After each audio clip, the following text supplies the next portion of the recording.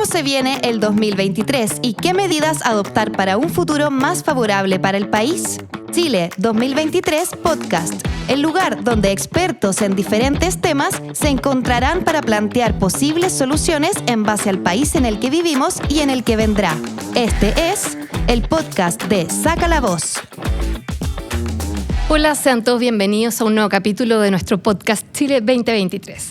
Colombia es uno de los países con mayor experiencia en el combate al narcotráfico. El conflicto armado y político contra las FARC ha marcado un país que ha visto tensionada y amenazada su seguridad nacional por décadas.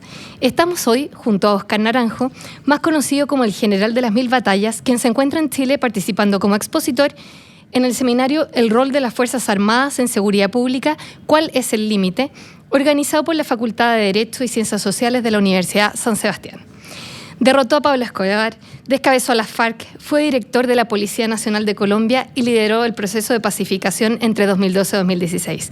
Además, ejerció el cargo de vicepresidente de Colombia en 2017 y 2018 bajo la presidencia de Juan Manuel Santos. Muchas gracias, Óscar, por acompañarnos hoy. Dolores, es un gran gusto saludarla y saludar a su audiencia. Es una dicha estar en Santiago de Chile y estar particularmente en la Universidad de San Sebastián, nuestra anfitriona estos días. Muchas gracias.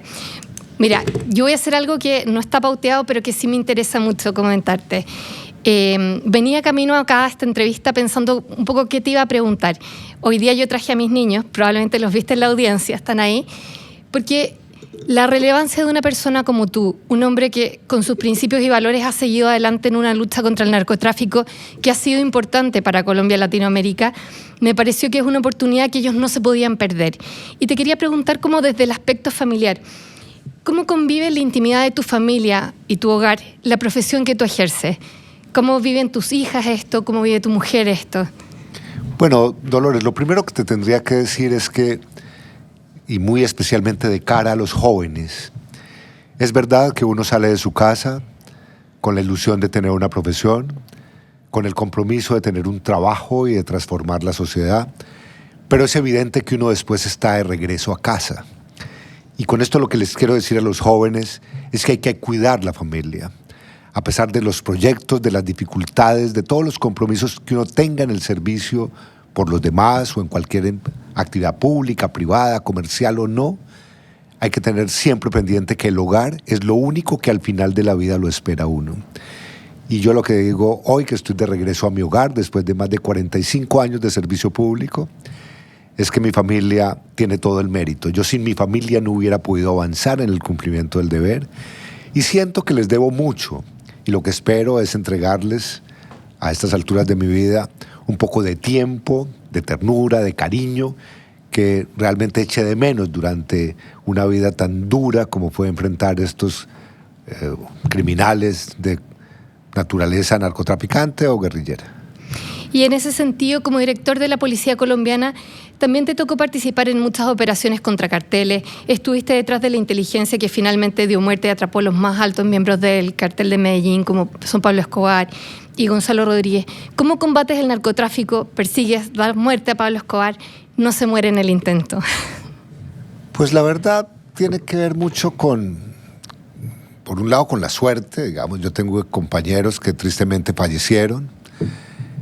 En este momento, digamos, frente a ti, Dolores, frente a tu audiencia, debo decir que no olvidaré nunca, por ejemplo, los 500 policías que en un año Pablo Escobar mandó a asesinar en Medellín. En la valentía de esos hombres y mujeres y de esas familias realmente nos inspiraron mucho para no claudicar y para empezar a administrar nuestros propios miedos. Quiero decirle, digamos, a los estudiantes, a los jóvenes, las jóvenes que están aquí y que nos escuchan, que el ser humano tiene miedos y lo que hay que hacer es gestionar el miedo para que el miedo no lo inmovilice a uno o no lo llegue a ser irresponsable. Yo digo que yo sobreviví administrando mis propios miedos y eso significó tener una disciplina, tener siempre una responsabilidad de lo que debería hacer o no hacer y al final, digamos, saber que uno estaba bien rodeado de personas en quien confiar.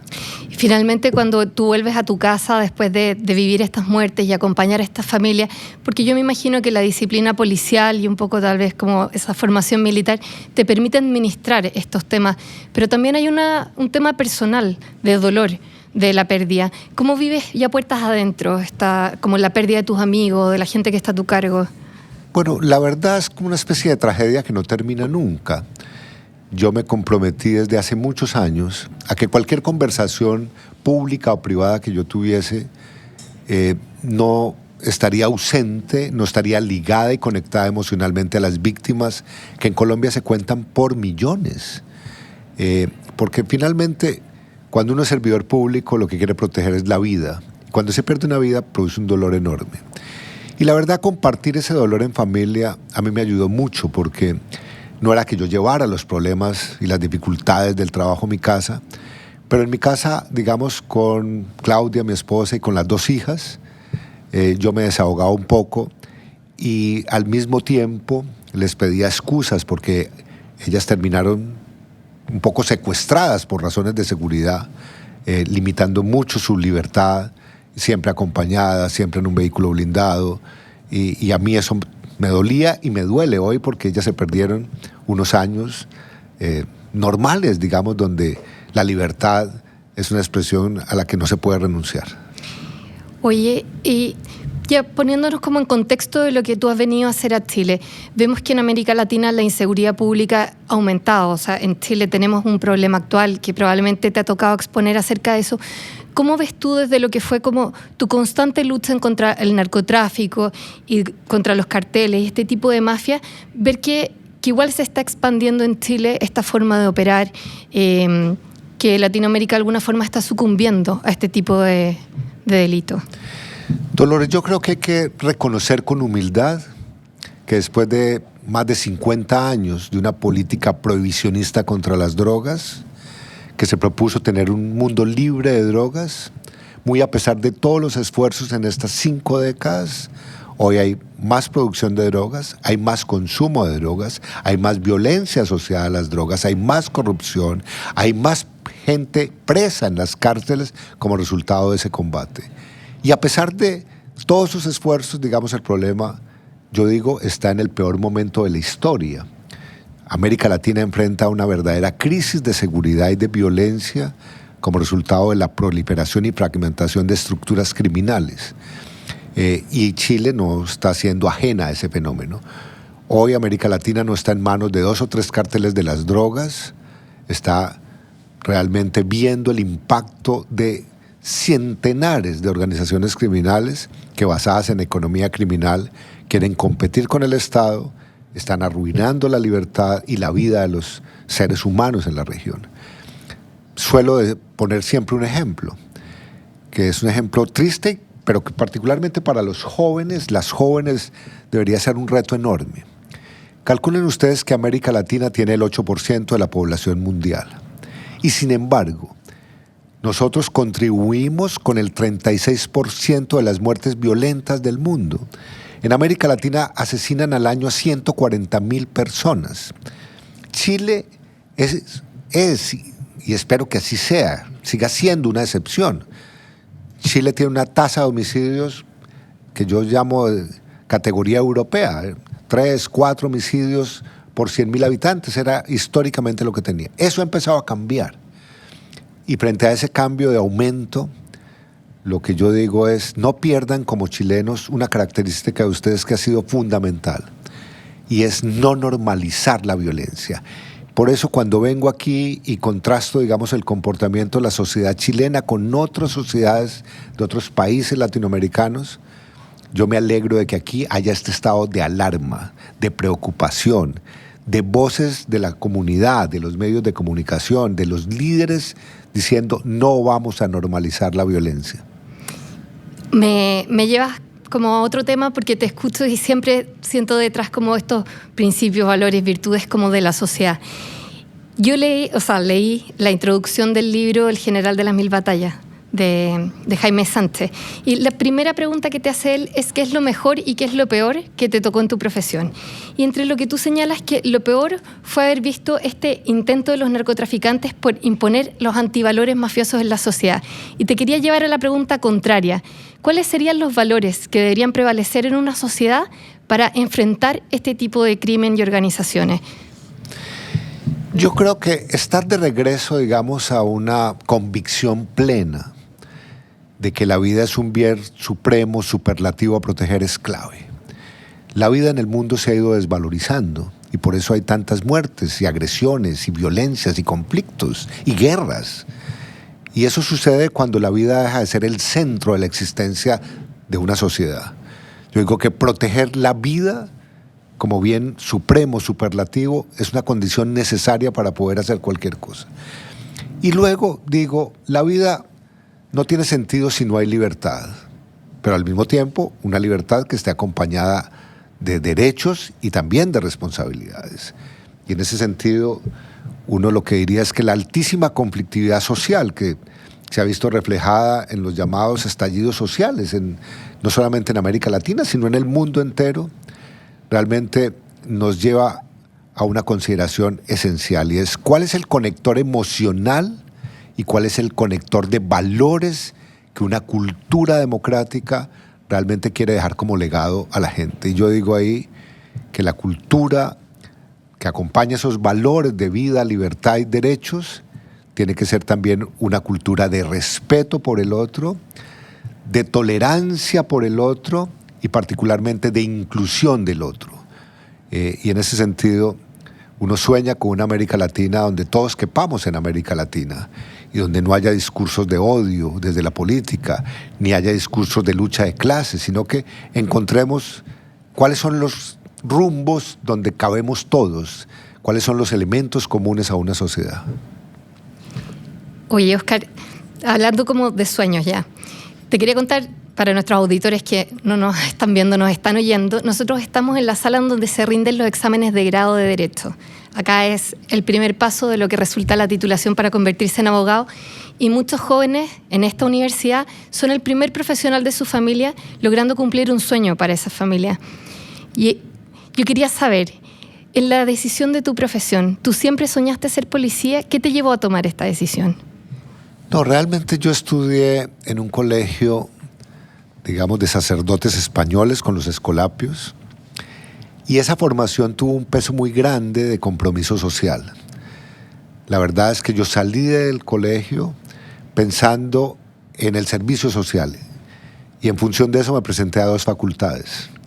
Me presenté a la Universidad Nacional, a la Facultad de Sociología, y me presenté en una universidad privada de los jesuitas, la Javeriana, a estudiar comunicación social.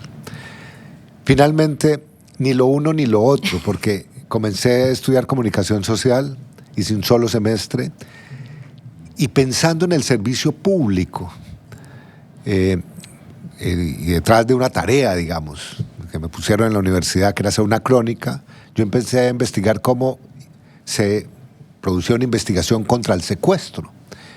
Y tuve la fortuna de ver cómo unos policías rescataron una niña secuestrada de 11 años.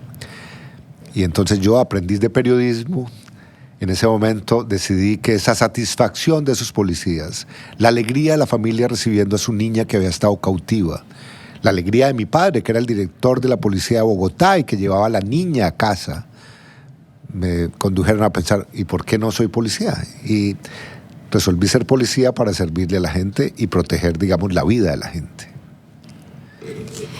Gracias, Oscar, de verdad, por compartir con nosotros eso, porque uno siempre tiene la inquietud de qué lleva a las personas a tomar esas decisiones de vida, y tu decisión, que pudo haber sido una decisión profesional muy simple, finalmente ha llevado a combatir el narcotráfico a un nivel inesperado. De hecho, tú fuiste mucho más que el general de las 1000 batallas. Lo que más le gustó a mis niños fue el mejor policía del mundo. Así que nada. Bueno, estamos llegando al final de este capítulo y nos encantaría hacer como un breve resumen de lo que ha sido esta conversación, dando inicio a una parte del podcast que se llama Chile en una palabra, en la que yo te voy a decir una palabra y tú me vas a decir en una palabra algo acerca de esto. Me va a tocar recurrir a la inteligencia artificial porque soy malísimo para esa síntesis. Toma tu celular ya y vamos con ChatGPT. No, procuraré no. Te puedes tomar tu tiempo, no tiene que ser lo primero que se te venga a la mente. Si yo te digo justicia. Sanar heridas. Narcotráfico. Una amenaza. La policía. Una institución que tiene que ganarse la confianza de los ciudadanos. La política. Llamada a transformar la sociedad, pero incluyéndonos a todos. Las Fuerzas Armadas. El patrimonio moral que hace que una nación realmente mantenga su soberanía. La familia. El bien superior a proteger. Y para terminar con este pequeño bloque, ¿cómo dirías o describirías tú al Chile 2023 después de lo que has visto, de lo que has podido presentar aquí en Chile? Bueno, una sociedad resiliente, una sociedad que sabe cómo recuperarse, pero particularmente una sociedad que, en mi opinión, debería estar trabajando incansablemente por reconciliar a su ciudadanía con el pasado, con el presente y con el futuro. Creo que el gran reto chileno es que la reconciliación realmente cure tantas heridas, pero particularmente frente a los jóvenes, cree confianza en el futuro. Y por eso digo, desde la Universidad de San Sebastián, especialmente a los estudiantes, los liderazgos de hoy son liderazgos que tienen que ver básicamente con 3 dimensiones del tiempo. Cómo reconocer el pasado para sacar lecciones del pasado, cómo comprometerse con el presente para transformar el presente y particularmente cómo soñar, innovar y crecer para que tengamos confianza en el futuro y no permitamos que visiones apocalípticas nos dejen sin futuro. Muchas gracias, Óscar, por acompañarnos hoy. Con esto terminamos nuestro capítulo. Le agradecemos a todos los que estuvieron escuchándonos y los invitamos a oírlo en nuestro Spotify Saca la Voz. Gracias, Dolores. Gracias a ti, Óscar. Esperamos verte en otra oportunidad. Muchas gracias.